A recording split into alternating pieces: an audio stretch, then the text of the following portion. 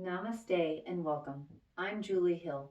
I help people eliminate pain and get back into doing the activities that they love through yoga therapy, personal training, Reiki energy healing, and muscle testing.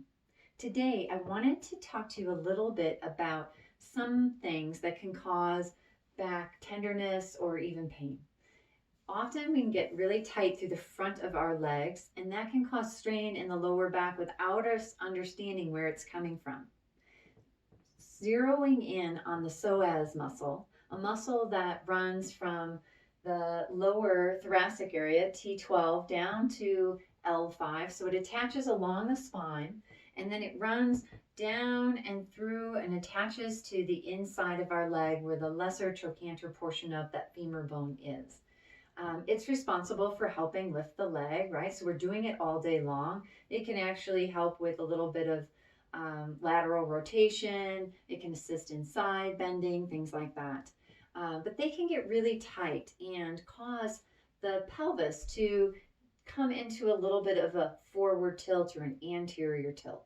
So I wore this on purpose. You can kind of see this belt line, so to speak, and get a look at when you're standing. Do you feel like there might be a little bit of a forward movement with your pelvis, where the front line of that belt might be a little bit lower than the back line, a little bit higher, right? So we can play with bringing that to neutral and then even tilting it so that we have a posterior tilt with our pelvis. Front area of the belt a little higher than the back area. And you can kind of play with what's available to you.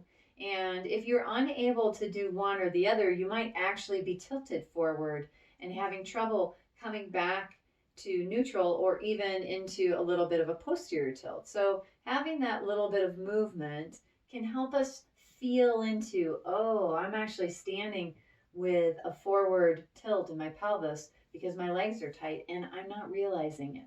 Because obviously over time it lands under our level of awareness.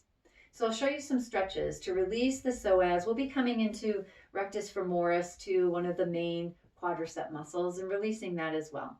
So we can start out coming into a lunge, and I'm going to work on releasing this left leg. So I can be in a kneeling lunge. You could certainly have something under your knee. You could do this standing with your foot on a chair or on an ottoman or something like that. If you need to hold on to something, great. From a kneeling perspective, you can start out by noticing kind of if there's a tilt in your pelvis here. So we want to get it as much to neutral as what's available for you, and everybody's a little different. So these positions might feel great for you. It might have been going on so long, or you might have some other things going on in your lower back now that these are not appropriate. So stay in a range that's good for you. But we want to bring it to neutral, and then keeping the pelvis in that position, we're just going to slide it like it's sliding across a table, letting this front thigh get a nice release. So you're coming into a stretch here, right? I've got my foot kind of out, knee above ankle, generally speaking. It could be slightly forward, that's okay. And I'm just really working to keep my pelvis neutral. So I'm not coming in at an angle, a forward tilt. I'm just keeping it nice and even. And then from there, this might feel great. It might be a good release. If you're looking for just a little bit more, perhaps still easy breath, shoulders relaxed, all of that, you can let your torso just kind of lean over towards the other side, getting a deeper stretch through the front of this hip. I'll turn towards the camera so you can see that. So you'd be sliding forward, pelvis neutral, and then just add a kind of a side bend with the trunk. You don't have to bring your arm into it at all. You can feel that shift through the front of the hip, adds a really nice release. You might also find that your pelvis is really uneven here, that this hip is a lot higher than the other one. So maybe a little more padding to bring it a little more to level might be a good place for you as well. So then you come to the other side. We're not going to do that just for purposes of this video, but do the same thing on the other side, noticing how that feels for you. We can also add a second stretch coming onto the floor. And for this, I have a yoga block. You could use a yoga mat.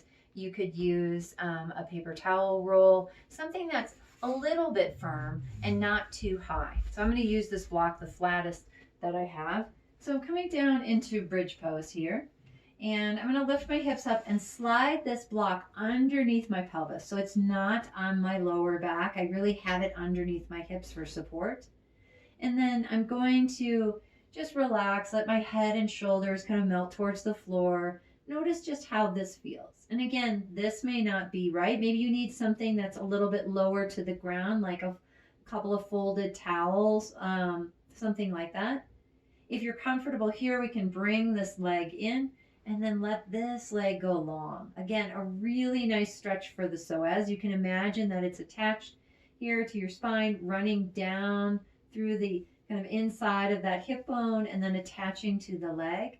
And you can draw this other leg in a little bit closer. If it starts to pull this leg up as you draw in, then you've gone a little too far. So just let it relax. Find some easy breathing, gentle in and out, and allowing this to release. I'd probably stay here for maybe 8 to 10 breaths, just easy.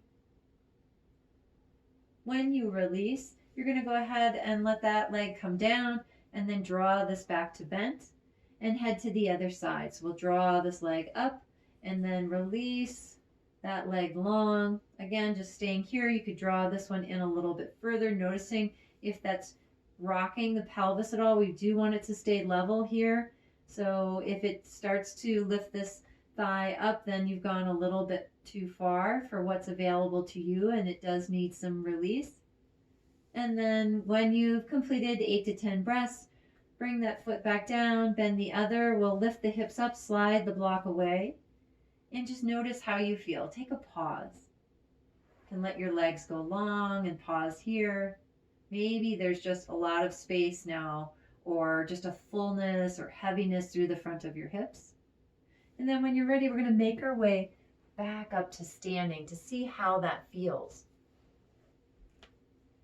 Coming into standing and coming back into that place of imagining this belt line around you and just kind of noticing how the hips are just naturally kind of settled now. Maybe there's a little bit more back to neutral. There was a little bit of just this gentle pulling of the hips down, and that let go, and that certainly will allow more space and just a natural curve to come into the back of the spine. If you have any questions, please reach out to me. Julie@yogabodylllc.com.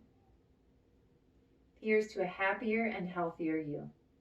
Namaste.